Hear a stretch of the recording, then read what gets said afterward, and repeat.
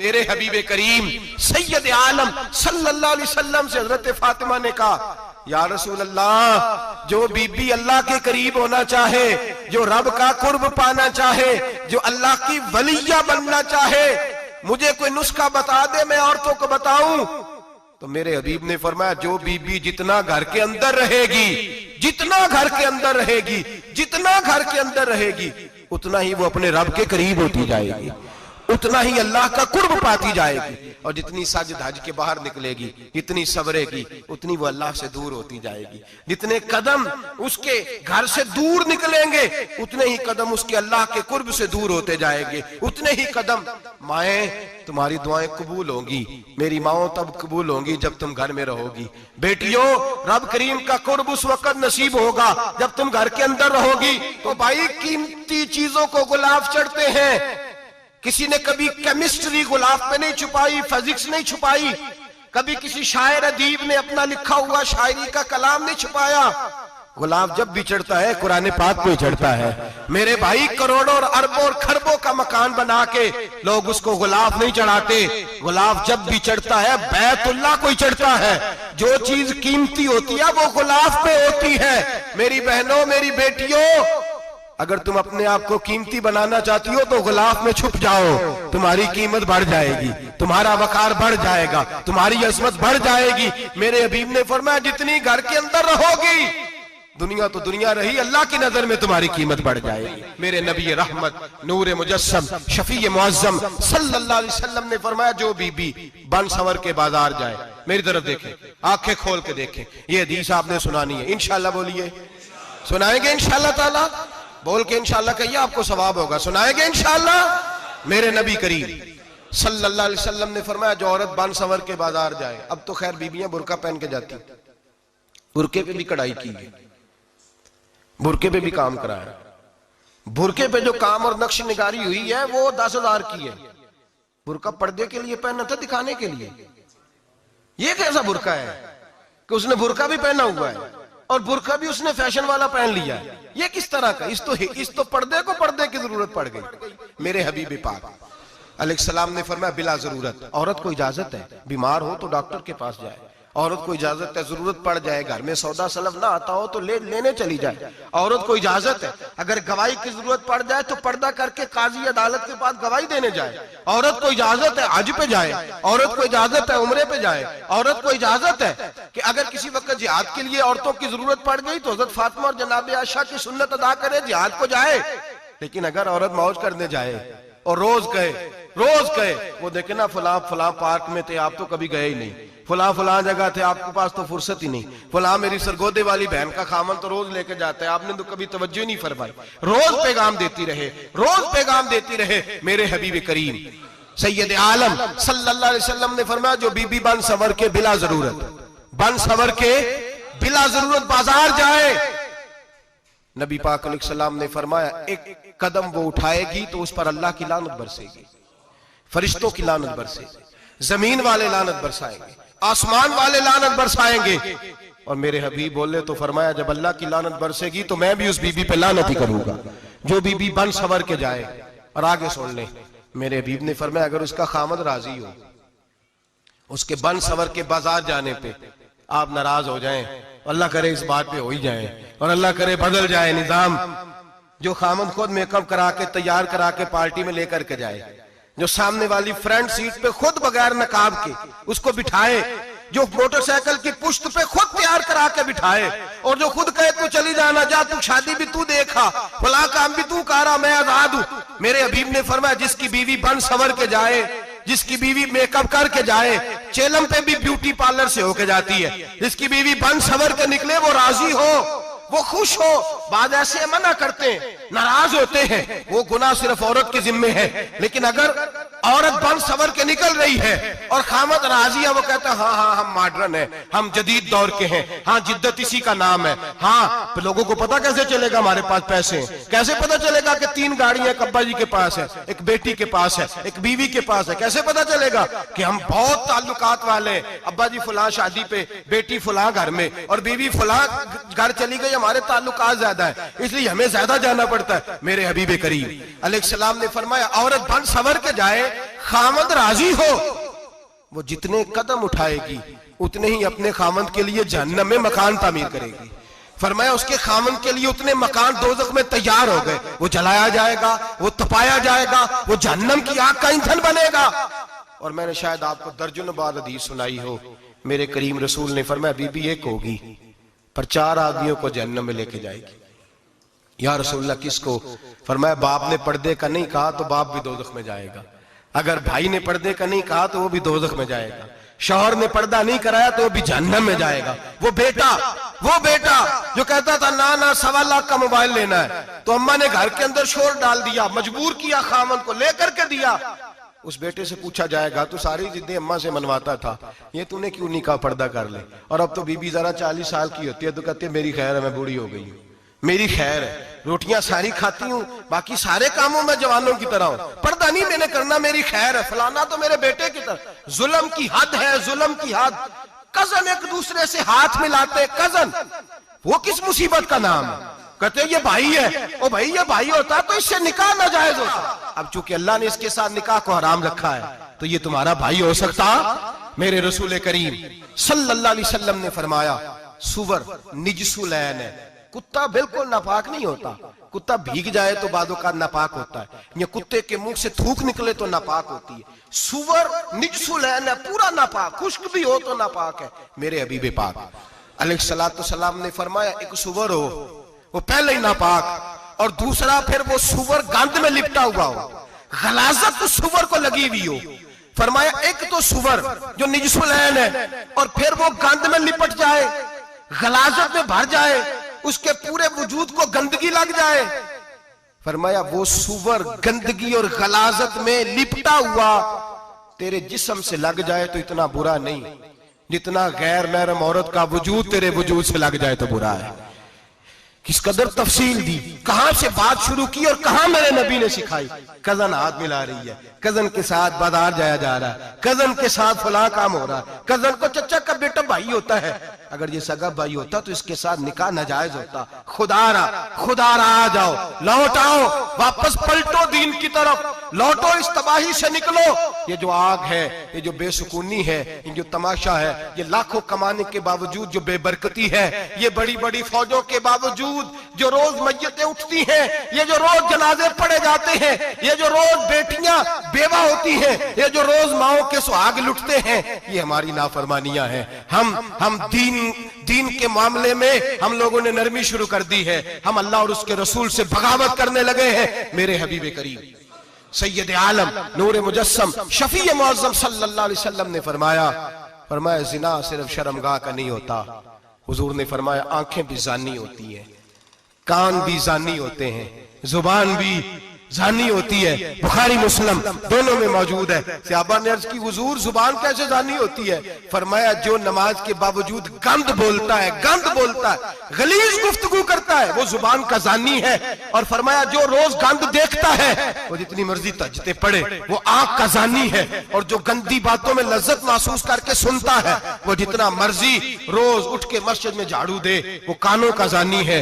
मेरे नबी ने फरमाया आंख का जिना भी छोड़ दो, कान का जिना भी, बोलिए कान का जिना भी, जुबान का जिना भी।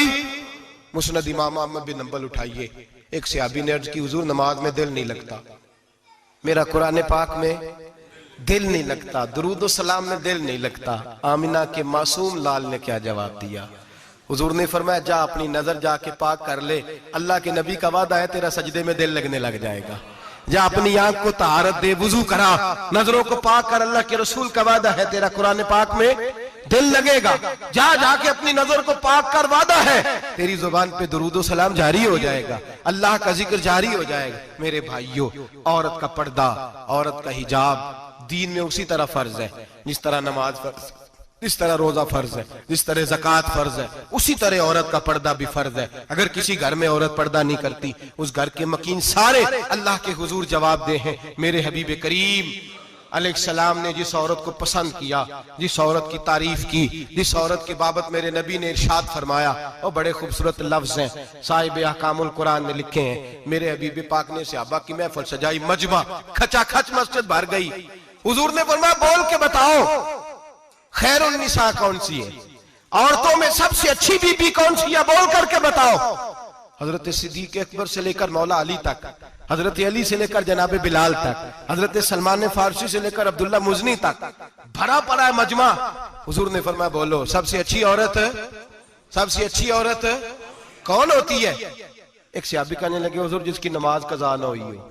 पर मैं वो भी अच्छी है पर तुम मेरी मुराद को नहीं पहुंचे।